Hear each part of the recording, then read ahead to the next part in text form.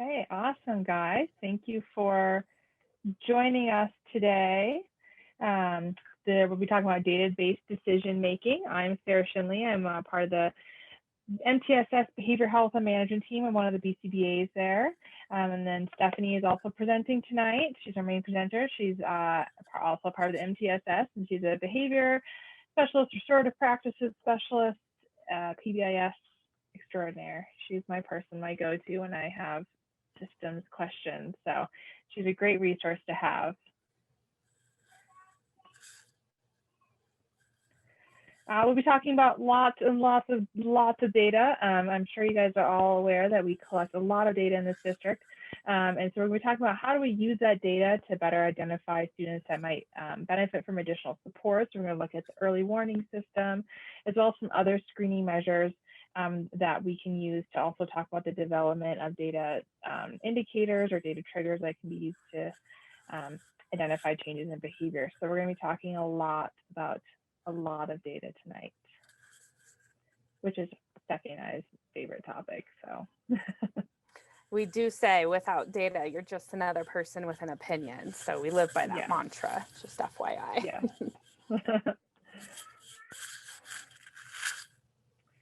And so the first thing we're going to do is we're going to break out into some smaller groups.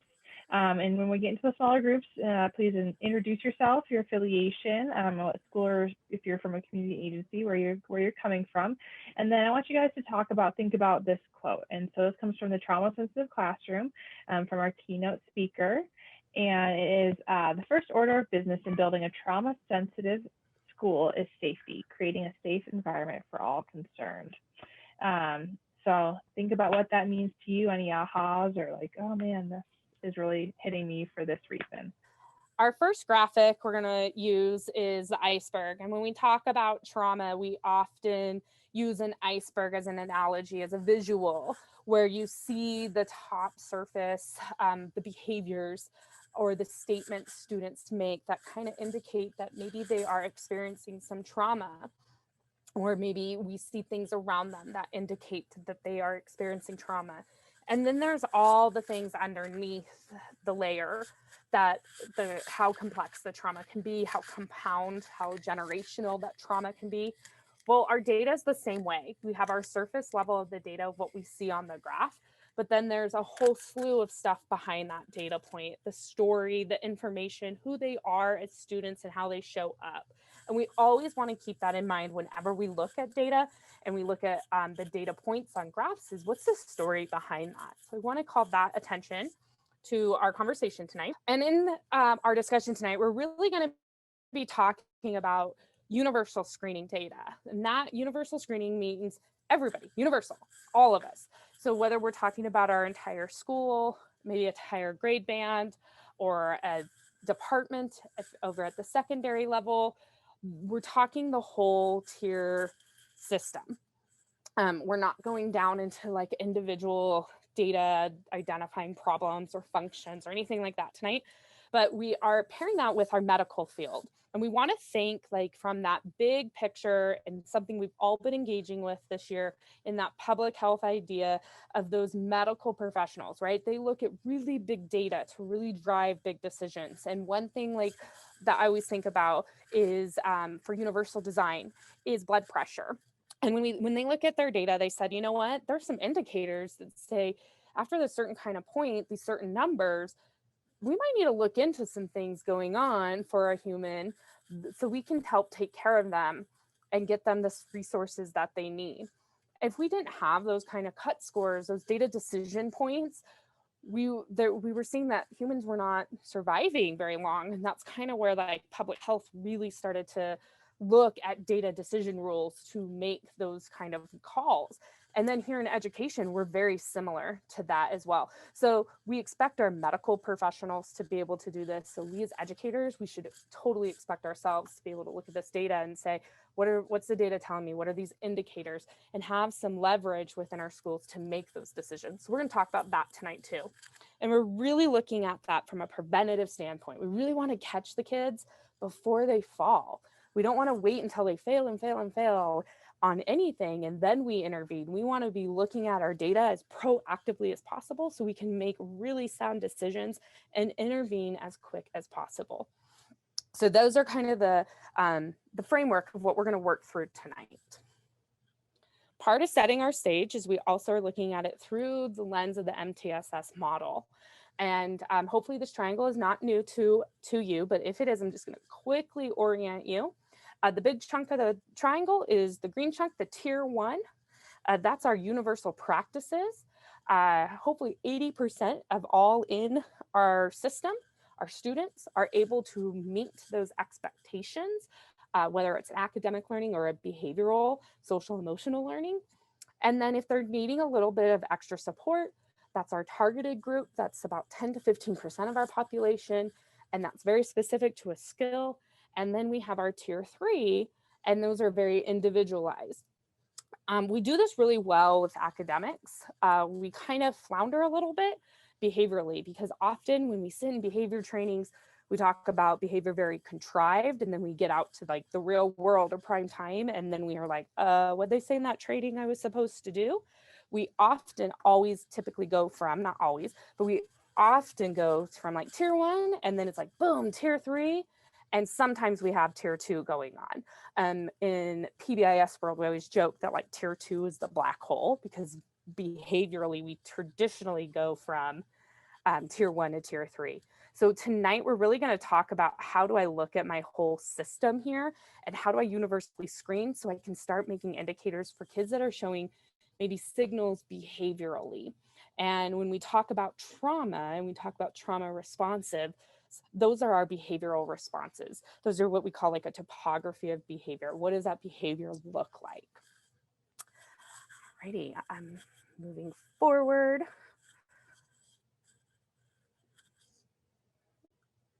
So why do we use data? We use data so we can be more effective and efficient in what we're doing.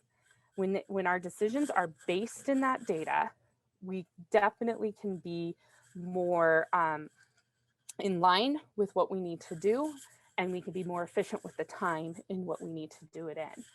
It also helps us with the quality of our decision when we take the first and literally the most important step is defining what the problem is that has to be solved.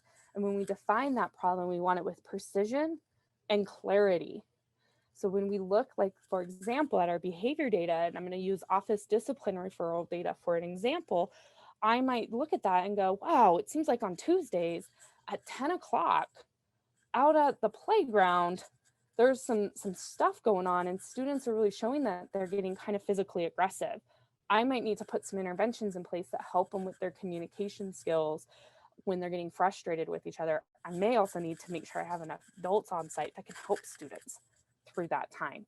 That's a very precise and clear statement. And that is what we want to, that's our goal when we collect data, is we can make those statements. And then we want to use it for decision making, right? So as we said earlier, our little mantra is without data, you're just another person with an opinion. Well, with the data, it helps us ask those right questions. And they do not provide maybe the answers to. So why is this happening? We ask that question a lot when we're talking about students behaviorally. Well, why is this happening? Well, let's unpack that. Under what conditions might that be happening? Maybe what's that problem? Can I refine that problem? Can I define the questions that lead us to the solution? What does the data say that's kind of happening? The data helps us place the problem in the context or in the environment in which it's occurring and not on the student. We say we never target the student, we target the behavior. And we have to look at, like, what's the context that's kind of giving us that data point? What's the information? What's the iceberg? That we're not just looking at that data point on the graph, but we're really trying to understand the story behind it. And then just some general recommendations for data use.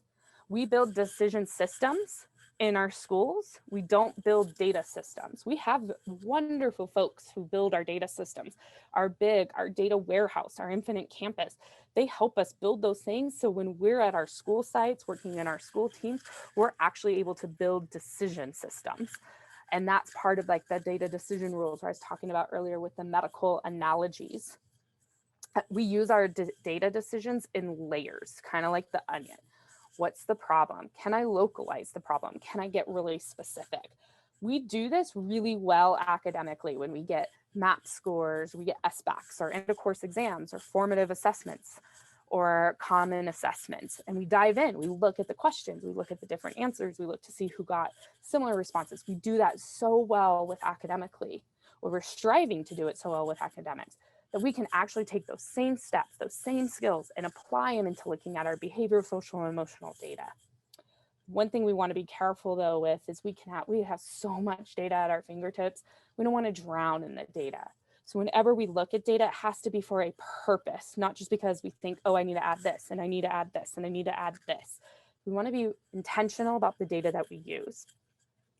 The other thing to think about, and we don't always do this and we need to do it more, is it's okay to be doing well. When we look at our data and we see amazing results, we need to celebrate that. We need to be like, awesome, let's keep doing what we're doing. We don't want to fall into this, oh my gosh, we're doing well, something must not be right. I need to go and find out we can't be doing this well. And then we go and we try to find the problem. When we drown in the data, and when we don't say it's okay to be doing well, we get analysis paralysis in our data. And we start making build decision systems. We start making decisions that that might be more vulnerable than others. Again, we want to be efficient as well. We don't have a whole lot of time, and we want to maximize that time. And then just so I wanted to make sure everybody was aware, when we're in the elementary setting, when we look at our office discipline referral or our behavior data, we want to make sure we're looking at our minor data. And if we're at the secondary level, that would be middle school and high school, we really want to be looking at our major data. That does not mean that the minor data is not helpful. And at the elementary school that we still shouldn't consider that too, but we really want to make decision systems off of those two pieces at those levels. Okay, so for our next breakout room, we've given you some information, but we'd like you to think about, okay, we have all this data, but what data do we really actually have? And which ones are we using that give us the picture of our students at our school? So we are gonna put you in a breakout room with a couple other people, and we would like you to think about what is the data that you're currently using. And we don't care if that's behavior data or if you're really fluent in academic data, whatever the data piece is, share with your team. And the other goal is that you can hear from other folks what they're using in their schools. When we talk about our data systems, so we can make decisions, we have a formal system, and then there's like the informal system. We're going to talk about that one in a little bit. But in our formal system, about a year ago, our team kind of came up with this guide, a visual to really help schools really look and identify what data they already have access to. And we pared it down into two groups. So you have your school leadership team or your MTSS team. And this is kind of all the data that they're looking at. And they're looking at it from that universal level, everybody in the school. They can also look at it from down to certain groups and certain individuals. And then you have a teacher team. And these are like your PLCs. So that might be at grade level, at elementary, or it can be a department at secondary, or any kind of variation where the teachers are just looking at specific data with the specific group of students that they're working with. As far as that. So for example, if you teach third grade, you might be with your teacher team and looking at all the third grade data. But it's really important that when we look at our teams, we know who's on the teams. And obviously, if you're on a teacher team, you should have be aware of who's on your team with you. But sometimes we don't always know who's on our school leadership team or our MTSS team. So if you are like, you know what, I don't really even know who's on there, we really encourage you when you go back to your school tomorrow, find out who's on that team. And if you love to like nerd out in data like Sarah and I do, maybe join that team or just join the team to like learn and see what was going on. But part of knowing who the team is great. We also know how do we access, how does one access that team? And what kind of data do I need to bring to that team? And then how often is that team meeting? And how often are we reviewing the data? And I'm gonna probably predict we're reviewing the data about academics pretty consistently and behaviors kind of like hit or miss, and maybe we get on a good momentum and then something happens. And so we really want to think about how can we fold in more conversations around our data that includes both behavior and academics. So this is our formal system. If this graphic will be on our website. It's on the MTSS website currently, but it will be on our website for this conference. So you will be able to pull it there as well if you would like to have that. So we have the formal system, but then we know that there's the informal data collection system. And we're gonna just talk about it from a behavioral, social, emotional, mental health component area. Information such as like a nurse's log can be really informative to help us drive some decisions. We can see trends. Is there a certain student that's going at a certain day of the week? Are they going every day of the week? Are they going at a certain time every day or certain days of the week? Down to the nurse. That can be an indicator that maybe we might want to know a little bit more about what's going on. A counseling log, something that's maybe outside of just maybe a scheduled time that they're going to see the counselor. Restroom logs can also be indicators of students maybe needing some medical attention. Bus logs or referrals. Our bus drivers see our students a lot. They also hold a lot of different kinds of information that maybe we might not always see or have access to when we are at campus. So please consider your bus drivers. And I'm even going to include in there our nutritional services staff and our custodial staff. They know a lot about our students that maybe we don't always get to know. And then some classrooms are using things like Class Dojo as a part of their behavioral system where they're reinforcing students, but that is data that we can use to drive decisions. And then there's other classroom systems that you probably have in place that you don't even think about. That's a data collection system. In the chat, if you have any other suggestions for informal data collection systems that you're currently using, or if formal, or if you're not sure if they're informal or formal, go ahead and put them in there, because again, what something your idea, things that you're doing could be a golden nugget for somebody else. All right, and then just a few months ago, we launched the MTSS suite that is housed in BIG, which is the Business Intelligent Gateway, that houses a wealth of resource. That's our data system right there. But this is a great tool to really capture how is my overall system doing? What does my tier 1 look like? What does my tier 2 look like? What does my tier 3 look like? Do I have a healthy system going? Do I need to look at maybe putting some more supports in place at that tier 1 because we're not quite at that 80%? Those will help drive a lot of that discussion. And we want to remember when we look at our MTSS system, what it looks like at one school may be different than how it looks at another school. So it's really hard to kind of compare schools because tier 1 needs and tier 2 needs and tier 3 needs are different. And all of those needs are based off of data. So down at the bottom, you see the areas of concerns like reading, writing, math, attendance, speech, other things. Those are really easy to pull because all that information is quickly uploaded into IC through the different reporting systems we have. The one that is super contingent on us as the adults is behavior. And we have to put our office discipline referral data into IC. And we cannot make good sound decisions if we are not putting that information in. I'm pairing that with the caveat that that is a public record. So when we talk about vulnerable decision points in a little while, that might be a point where we don't write that referral quite in the heat of the moment and we wait till things kind of cool down and then we can enter that information. But we have to be able to have that information so we can make sound decisions. So I encourage you to look at your SIL system and are we tracking that data so then we can use it to drive our practice. Okay, so we have all this data. It's at our fingertips. I bet if we were to look around our spaces right now, we could probably identify one or two things of a data collection system. But what do we do with this? Well, we universally screen. We are not in a position where we can go in and look at every single kid that we work with and dive right into their data. But we got to think systematically, and that's part of our universal screening. We do this already in academics.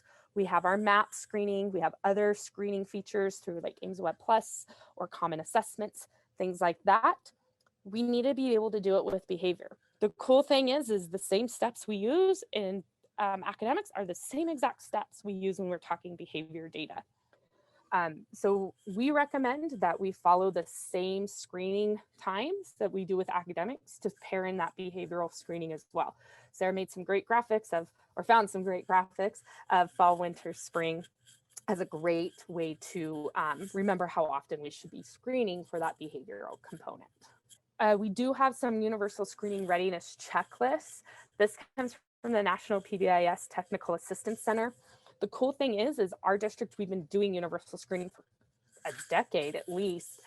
So a lot of these things are already checked off for us, but they're just good things to go back and think about, especially when we take on a new screening procedure, such as like a behavioral, social, emotional screening, when we want to look at our different behavioral pieces of data.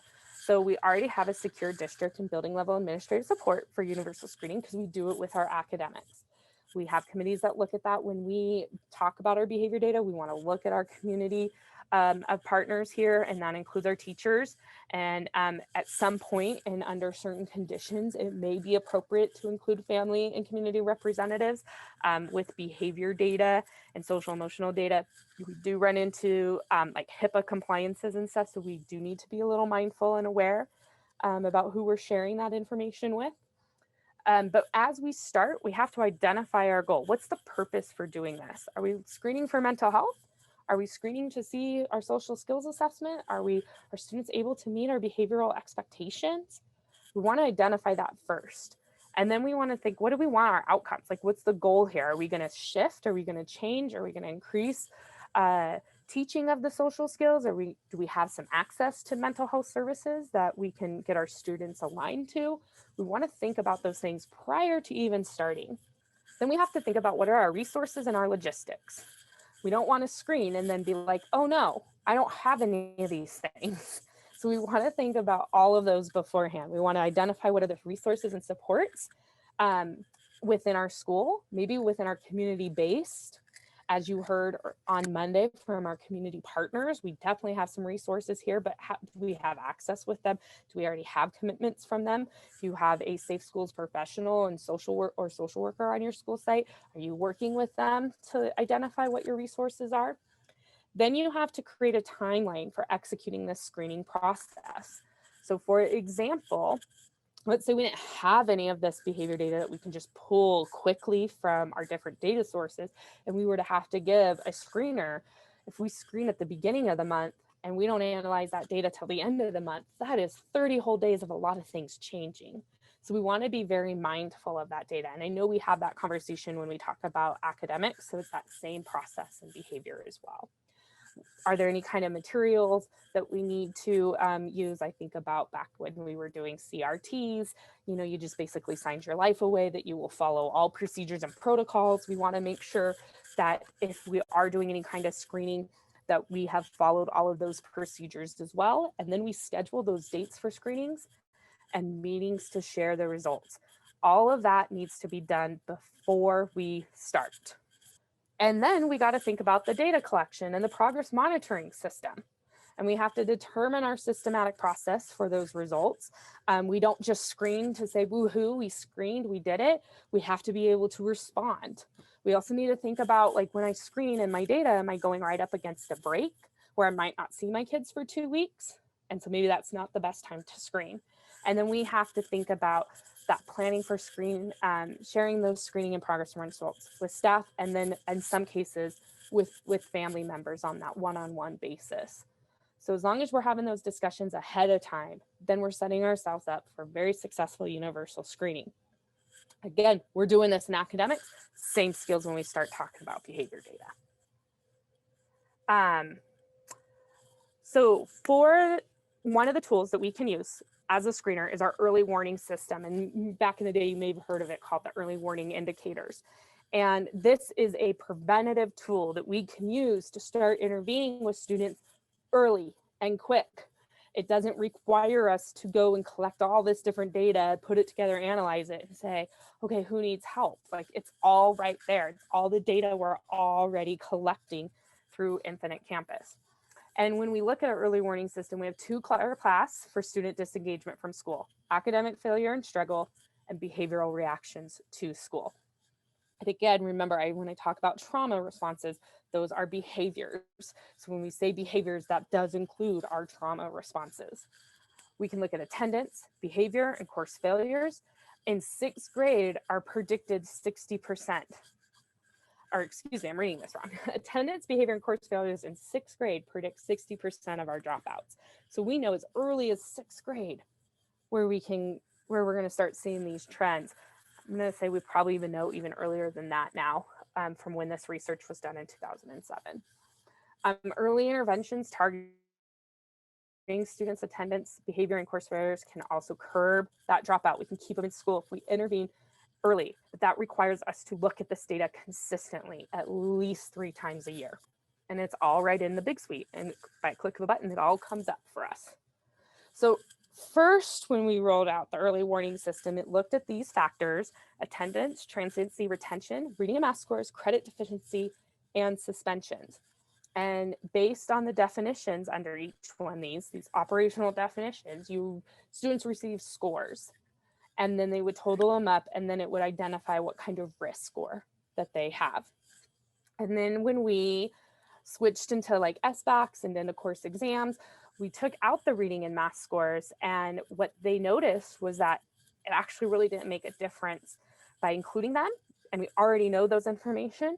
So it's really so important that we are looking at attendance, transiency, retention, credit deficiency, and suspensions, just like we give such good eyes to that reading and math score.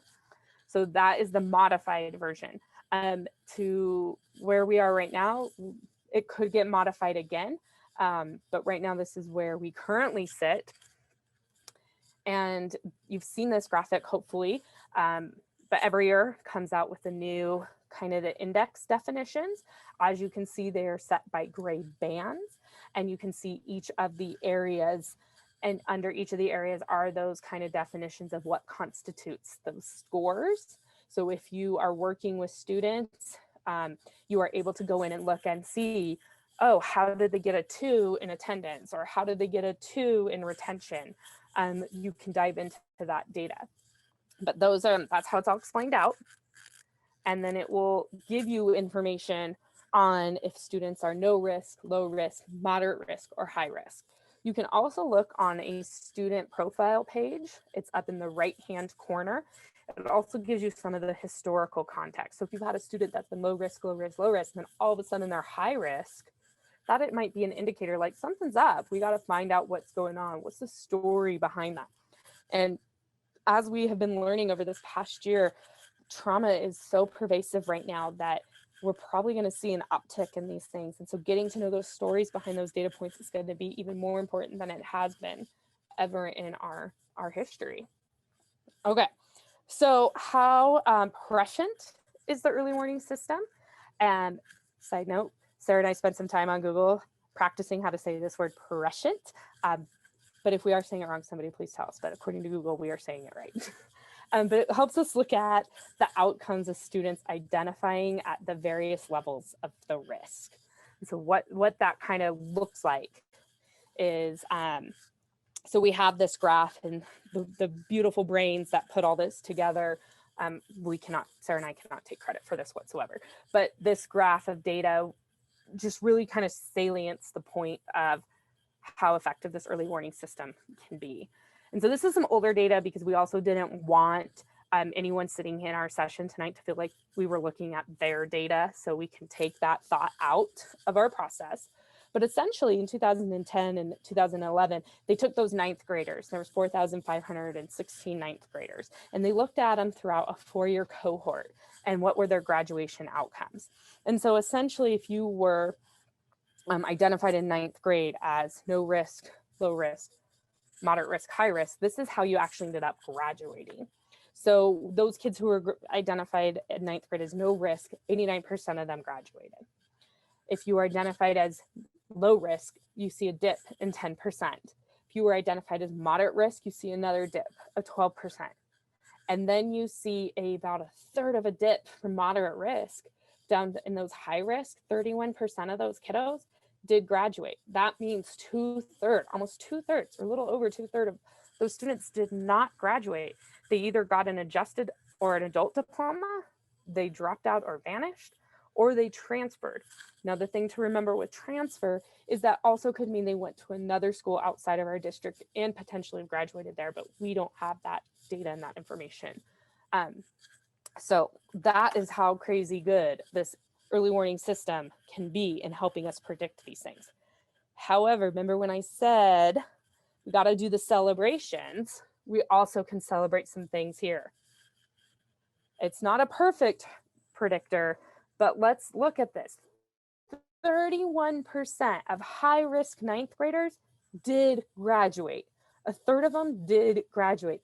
That's awesome. That's huge. And then 67 of those moderate risk ninth graders did graduate. And that really speaks to the resiliency and the persistence of our students and the environments we helped create to have that resiliency and persistence shine out. And that's what we've been talking a lot about this week at this conference, is how do we promote that in our students when they have so many barriers put in front of them? How do we help remove those barriers and not add another barrier to their list? And again, we have our use of our system. We have our data warehouse, that's our data system. And then in our decision system, we want to be building the capacity to understand. So when we're at our school sites, we want to use our data to help people understand. What we don't want to do is weaponize our data, that we're not doing well, we're not doing good enough. That's such a sad way to use data. Our data should inform, hey, this is how great we've done, here's where we need to keep going. We need to include it as part of our PLC process. Again, we're already talking about that academic data. How easy is it if we can pull in our early warning system data and start including that in our discussions? Our office discipline referral data into our discussions. It really helps us identify when, how, who, helps us answer those questions. We can also integrate it with academic personalized plans. And Sarah and I say a lot, well, what comes first, the academics or the behavior? Because it's just like what came first, the chicken or the egg? We don't really know. They both go hand in hand. We can also look at it as how we can get family engagement, not only family engagement in our school as a whole, but how might be that family engagement for that child.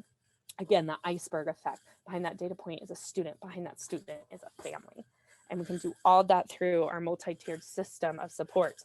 One system with lots of supports. Everybody is in the system in our school. We are all part of it. There's no little special land for special ed or EL or whomever. We are all in that together, and our system needs to be representative of who our students are. And they all need to be seen, heard, and celebrated, including our staff. And so when we look at our data, we walk through our problem-solving model. Hopefully you've seen this a time or two, and hopefully you're using it. If it's your first time, welcome to the party, because now you're never going to see the world in a different way. So you're going to look and see what does my data say? Who are these students that are higher at moderate risk? And then I kind of problem analysis with it. What are they at risk for? Is it attendance, truancy, transiency, retention, suspension, credit deficiency? And you know what? It can be a combination of all those things or two of those things. And then we can identify a plan. Remember how I talked about whenever we universally screen, we have to know what resources we have? That's our plan. Based on our data, what plan do we need? And can I put that in place?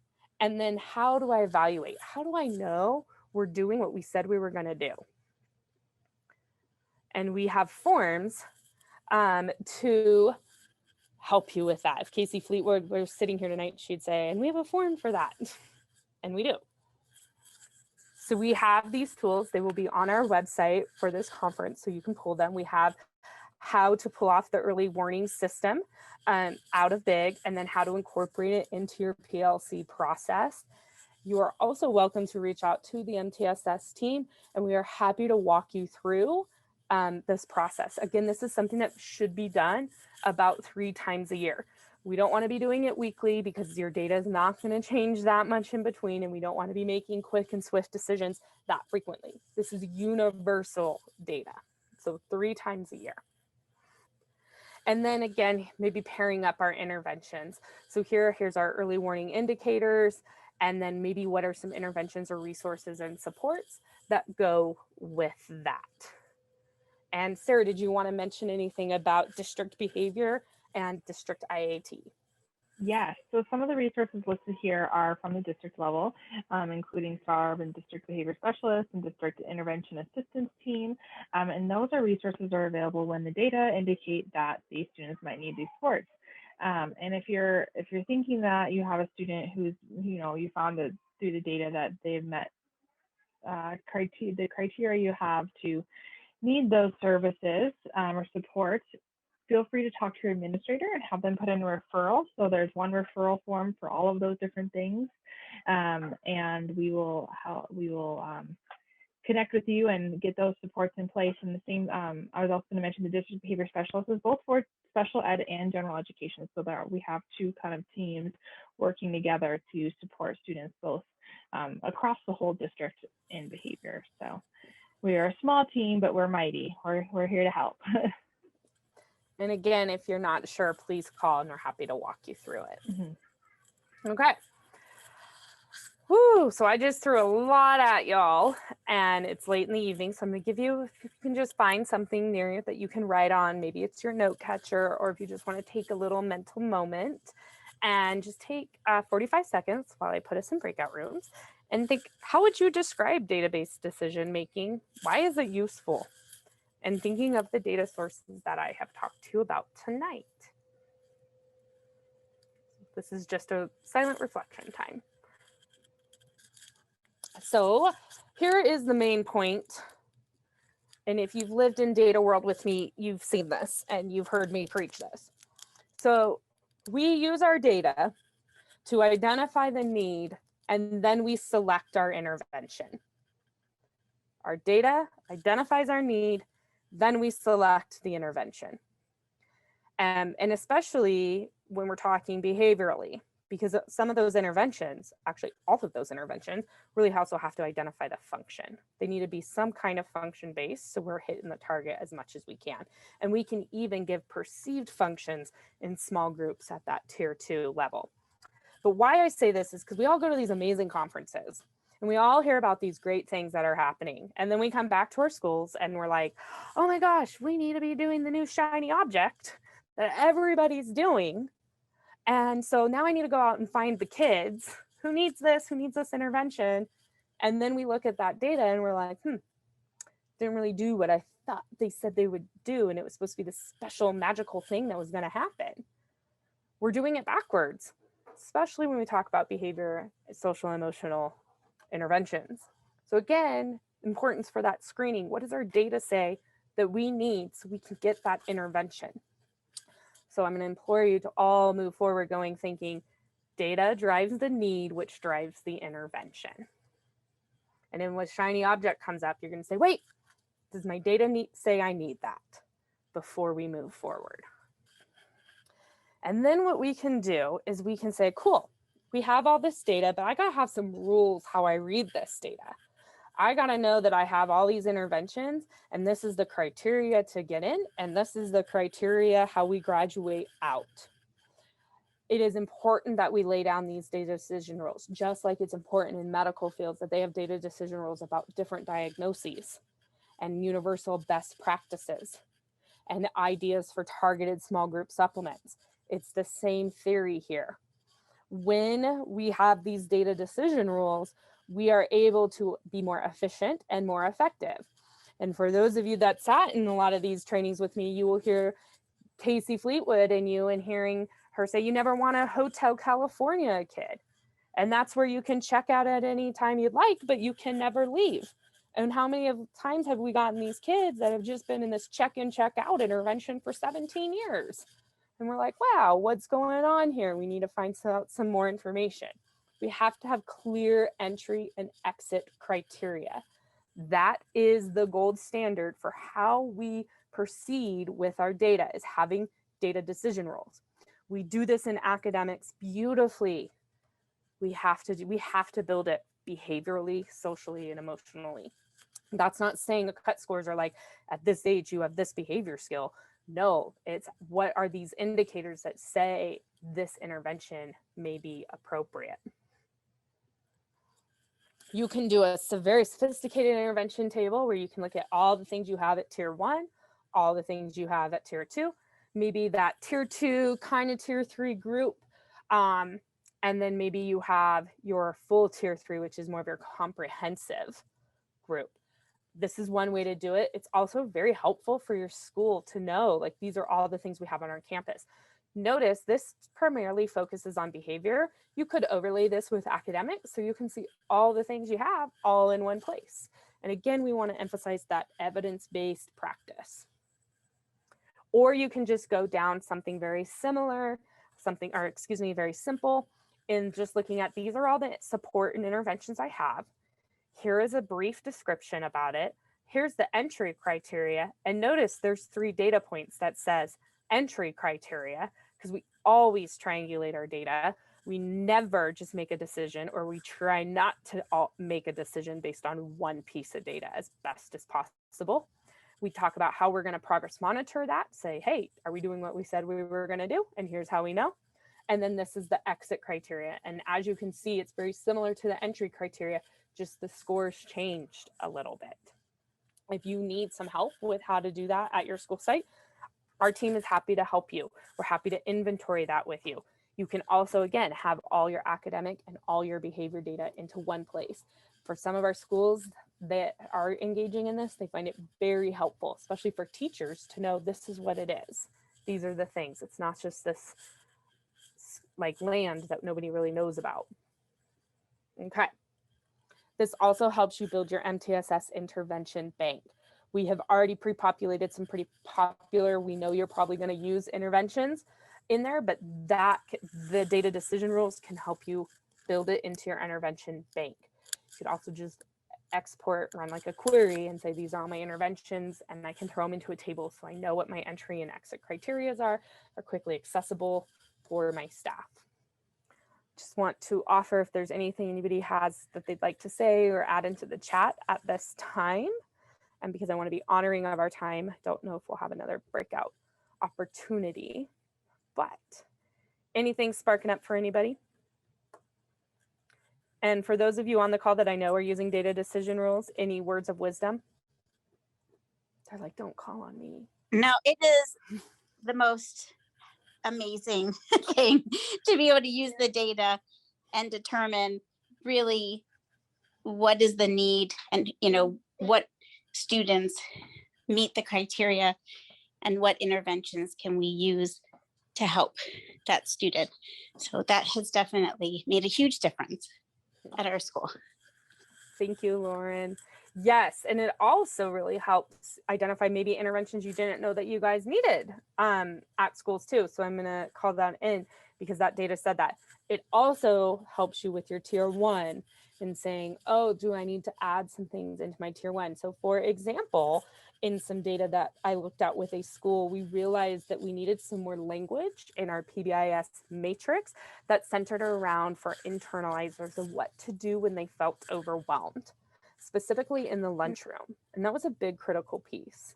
So, all right, any other thoughts, comments? Speak now or forever hold your peace. All right, just kidding. If you have any questions, please ask. We would be remiss if we did not have a discussion about disproportionality when we talk about data. We have an ethical responsibility to be aware of our disproportionality data and do whatever we can to address it in our school setting. So when we look at disproportionality, it's really looking at the over or under representation of a group within a category. We have to be able to unpack, why is this occurring? Under what conditions are we having overrepresentation or underrepresentation? We need to go through that problem analysis. Why is this happening? Is it my system is not culturally responsive and we need to beef up some training? We need to unpack our biases.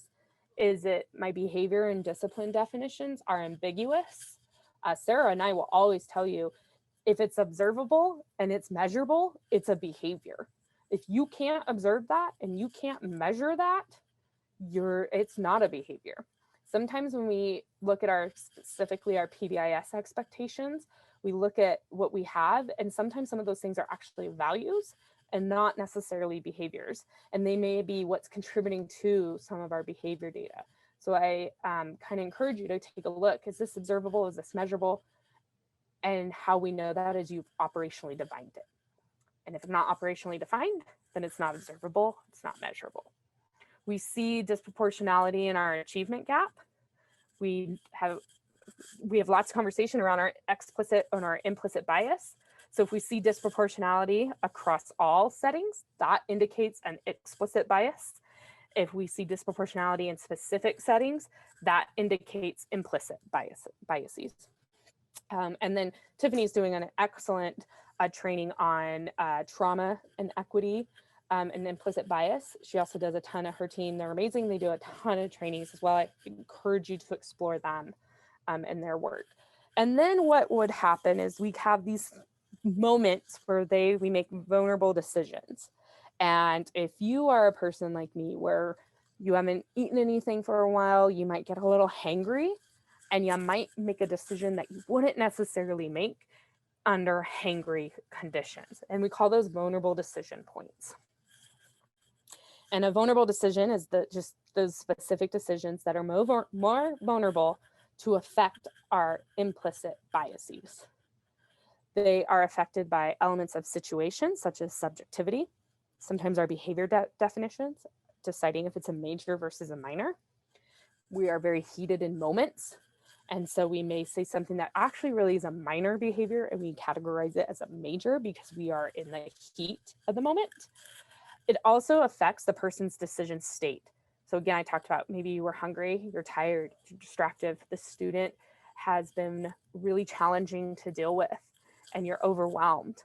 Maybe you have your own personal trauma that you are going through that's not allowing you to be perfectly present for your students at that time. And these are decisions that are or need to be made quickly. Sometimes when we're kind of put under the pressure to make the decision, we are more vulnerable to making a decision that's going to affect our implicit bias. So when we make vulnerable decision points, we can look at what, where, when, the motivating, the who. We can help kind of unpack that when we see that in our data sets. They did a great study where they looked at the outcome of parole hearings for judges, and across the y-axis is like the more favorable decisions, and the x-axis is the time. And you can see, like, starting in the morning, everything's kind of going more favorable, the judge is a little more happy, and then around mid-morning you see dips starting to occur, and now it's the judge's snack break, they get a snack. They shoot right back up to making more favorable decisions, and then time kind of continues on and we start to see a dip, and then we go, oh, there's the lunch break, and then we see more favorable decisions, and then now we're kind of down towards the end of the day and we're making more vulnerable decisions when we're in those low points.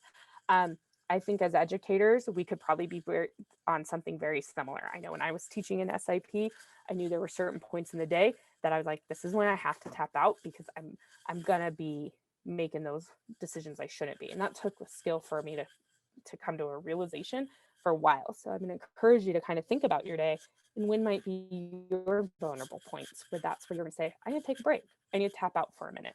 I need to do something to take care of me, some self-care, some self-compassion. So I'm not making those kind of decisions.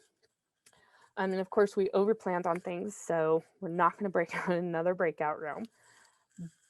But we do quickly want to talk about tier 2 and tier 3. And I think, Sarah, you were going to mention a couple things that are critical at this juncture. Yes. Just keep in mind when you start looking at individualized data, so when you're not talking about universal data that we're taking across the whole district or across your whole school, that we have to start thinking about whether that requires parental consent and parental notification of that data being collected. And if you're looking at additional district level behavior support, as I mentioned earlier, which is a great resource, that's likely going to need permission to review or permission to test, depending on the eligibility of the student in special education, or what we will be, whether we're doing a formal assessment or not. And so just keep in mind that additional consent may be needed by parents before you start collecting the individualized data, because it could come back where parents say, hey, I didn't say you can take that data, and it could be an issue. We can also talk about like HIPAA and FERPA and things like that. And so just if you're unsure, talk to your school psych, your counselor, your administrator, and if you're still not quite sure whether this needs additional parental consent, we're always here to help guide you through that process. So just let us know, just make sure that you're kind of covering all of the bases. All right, thank you. All right, so we are in this together. And remember, you don't have to see the whole staircase in regards to your data, especially when you want to start talking about universal screening for behavior as for indicators of maybe some students experiencing trauma or just having some challenging behavior. But we just need to take the first step.